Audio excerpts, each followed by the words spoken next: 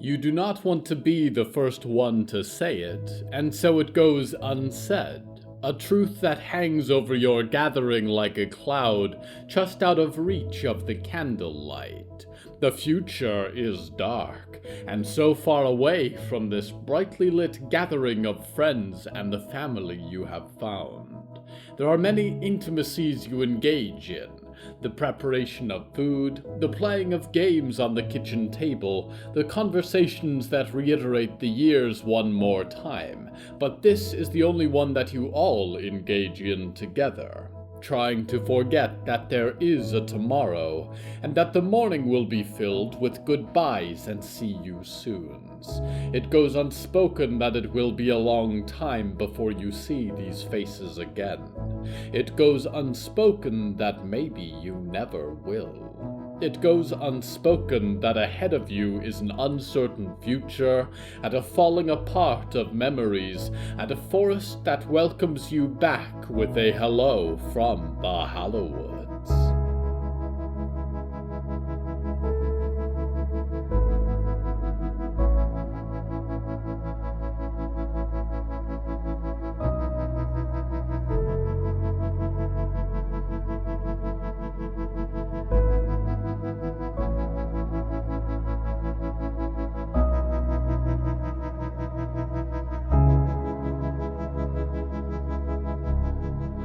Right now, I dwell in a pair of hiking boots. They sit at the corner of a wide assortment of outdoorsing items. 3 curate this ever-shrinking collection, one who lists, one who inventories, and one who stands and makes pleasant remarks. But all 3 engage together in the intimate ritual of packing bags. The theme of tonight's episode is communion.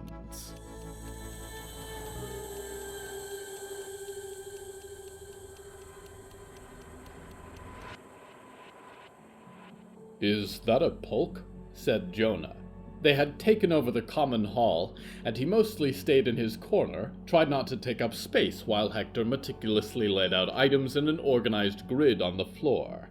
Hector's German shepherd stepped between the sleeping bags and fire kits, trying not to shift anything. "It's a dog sled," said Hector. "A dog sled is made to carry a person," Jonah said. "When it's just a little one for the gear, it's a pulk." "Well, sure, it's a pulk, then," Hector grunted, as he laid down his dredging lines in neat coils. Jonah had helped him refurbish them since their last use.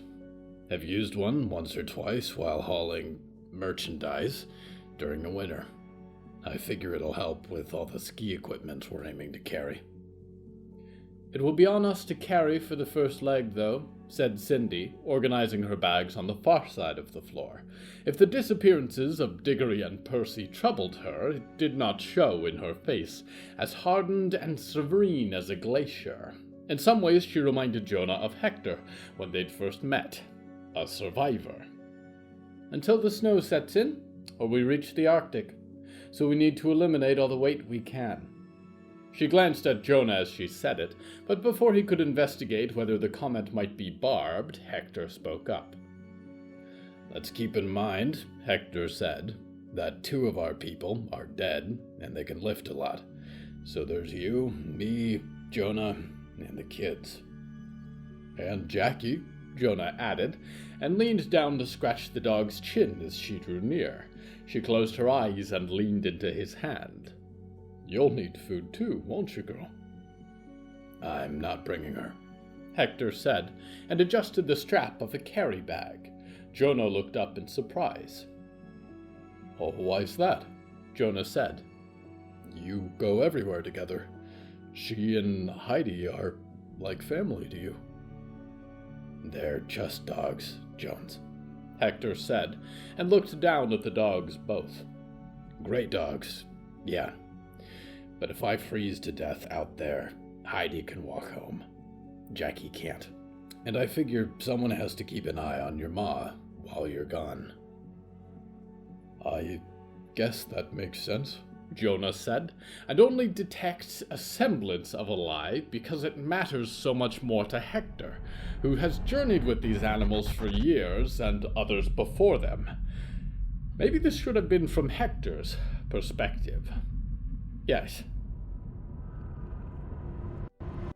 Hector smiled and went back to arranging the straps on his bag, and tried not to give Jonah anything to latch on to in the way of falsehoods. Turning also gave him an opportunity to remove a tear from his eye before it became much apparent. Leaving Jackie behind had weighed on his thoughts heavily, and yet it was a comfort that if he did not return, some small part of him would survive beyond the pickings of dead men's pockets that permeated the dry market and its customers as a result of his work. He also did not wish to talk more intimately about it in the presence of Cindy Lockhart, who had appeared out of nowhere, who rarely spoke but always seemed to be judging, who certainly knew more than him about what they were walking into. Perhaps this sequence belongs to Cindy, dreamer, who listens to two men act as though they know what they are doing. She runs through lists in her head, skis and snowshoes, tents and sleeping bags, ice picks and climbing pythons. Much she had packed in the chopper, anticipating the expedition, but what she did not have the forethought or the space to bring, items from the scout post's meager supply, would have to do. And so she went over the list again, and tried not to worry about the fact that the two dead members of their expedition had left into the forest and not returned. And if they could not be relied upon, then they would have to ration much more severely to keep packing weight reasonable. Perhaps it is not Cindy's story at all, dreamer. Or what is wrong with me? I am not usually conflicted. Neither do I struggle to choose which story to tell.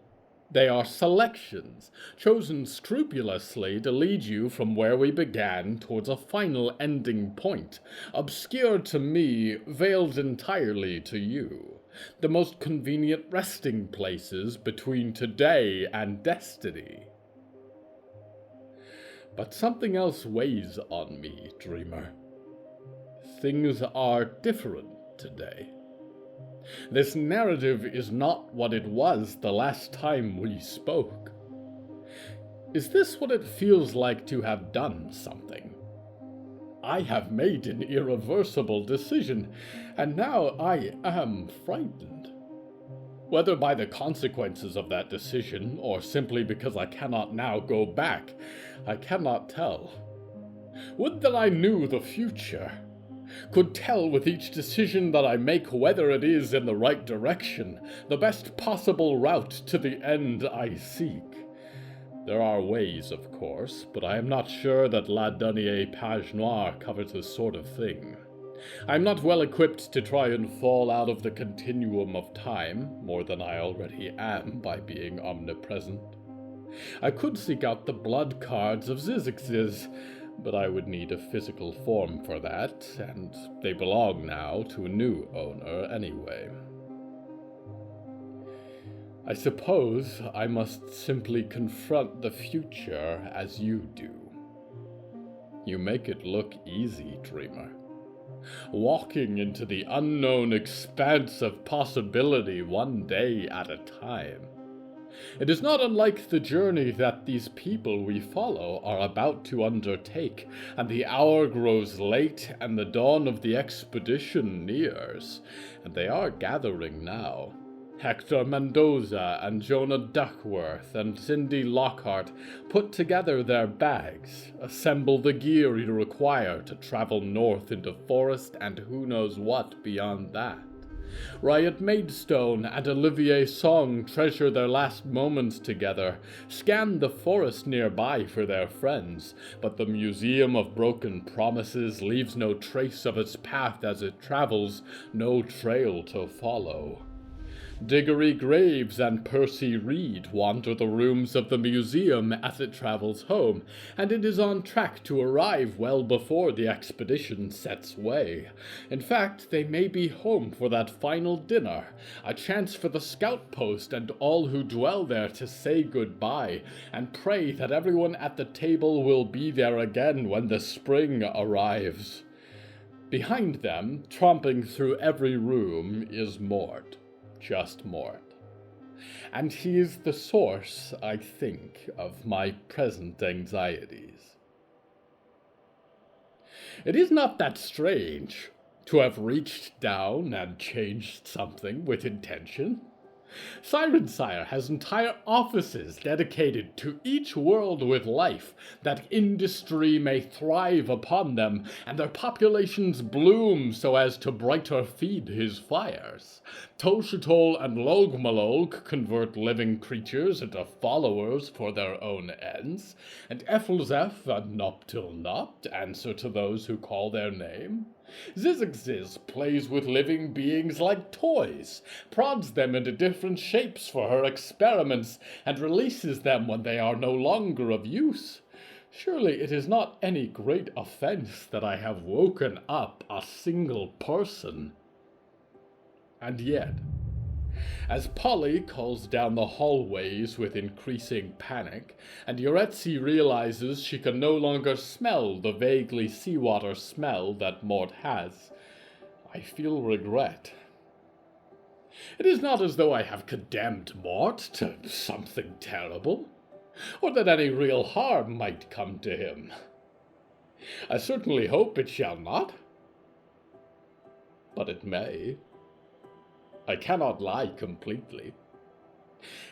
And if it did, how would I feel? How would they? Could it be said that Mort's own initiative carried him thusly, and I only provided the slightest of nudges? Or would I be the cause of any evil that befalls him? These last moments, a gathering of lights at the scout post, early holidays for the ones that will be missed in the winter to come, candles and ornaments and Yule wreaths, a handmade menorah, tiny parting gifts. They are solemn for those who attend, for they know that the light will soon be over, and then a night, and then a dawn that brings separation and mystery and loss. It is solemn for me, as I do not know what will happen, and I hope along with them that this is not the last time they will see such a thing. Their minds, like my vision, drifts north, through pines that are black, and then the colors of stellar radiation, where the stars turn and bleed green, where a beach of bones has been buried in ice that stretches out across the horizon, cold and unforgiving wastes stained with black like salt in water, like snow falling through cold clouds. You would hardly know, here, at the end, that beneath this icy hill there is water, so black and thick that you cannot see through it, and a few thousand feet below a machine that beats like a heart, reverberating through the shallow ice, a familiar song. True north, in the heart of the magnetic storm. All they have to do is get here, dreamer. They only have to cross these miles, journey through forest and falling snow, shifting mountain and fragile ice barren, but they can do it. They have feet and determination. I believe they can. I know it will come at a cost, and perhaps it is cruel to push them in this direction. I cannot see the future, but I do know that if they do not take this chance, nothing will happen. The forest will grow. The black ichor in the water will be carried up into the sky by the sun, and condense with the clouds, and it will keep raining until the day that every ocean, every water is thick with the blood of the changing of the age, every living thing baptized in the dawn, a sharer in the living communion of the spring. The dead risen, the living changed, the sleeping prophets to speak of the age to come, an eternity in his image, the epoch of green flame. And I could live with the fire. It does not trouble me that the emerald light of Merrilmar, the corruption of souls, burns on, that the industry has given up on earth and flees in his wake. It does not trouble me that if Oswald Biggs Botulus sends a rocket into the stars, carrying the silver souls of dead astronauts, that a little of the blood of Merrilmar will live in a metal crevice, in a trace upon the windscreen, in a condensation of breath, and that wherever that ship reaches, his grasp will spread, and again, that the universe might be enthralled in his long-dead artistry, and that all might know his name even though he is gone forever. How sweet to me that would be! How bitter a taste of revenge! But if that occurs, if the heart is not stopped, then your kind will be gone, dreamer. Extinguished and absorbed, changed beyond all recognition. No more humanity, only the ever-changing, only the ever-new. And I have come to like you, just a little. I think it is important, significant even, that some semblance of you lives on. And if there is any hope of that, the heartbeat must stop. These ice barrens must go quiet, and the waters ever so slowly begin to clear. It will take time. More time than is left in your lives, probably. But you would have a chance. And this story might keep going. I would like it to continue. I am not sure that I am ready to let go of it yet, even if it means letting go of that final harmonious sound.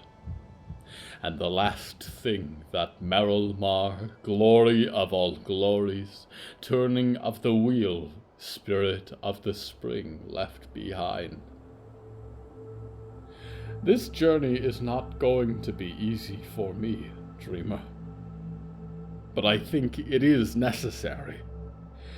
For you and I and all the universe. And that is why I have woken up, Mort. Because I am trying to do something right. Something that is not selfish. Something that is not born of grief and ire. Something good. And if I fail, I hope you can forgive me. I hope you will understand. For now, we will leave this beating heart where it is buried. We will go back. We will try this story again, and I will do it without complaint. And wherever it leads, I will be with you. We will return to the Hallowoods.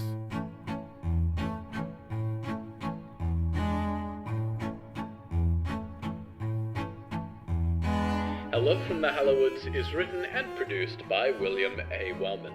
Hello, that's me. If you enjoyed this show, please don't forget to follow it and share it with a friend. The bonus story that goes with this episode is called Red Stains, and is available on the show's Patreon at patreon.com/Hallowoods. Because we operate without ads or sponsors, our supporters are all that keeps this show going. Plus, supporters get weekly bonus stories, behind-the-scenes content, exclusive merch, and even more. Merchandise and episode transcripts are available at hellofromthehallowoods.com. You can even find us on social media at the Hallowoods. Music is used under license from Artlist.com. Our opening theme is Forest Overture by Yehezkel Raz, and the closing theme is Farewell by Belsitzman and Matan Ephrat. Until next time, dreamers, don't stand too close to a narrator in distress. You don't want to get caught in the margins when a format break occurs.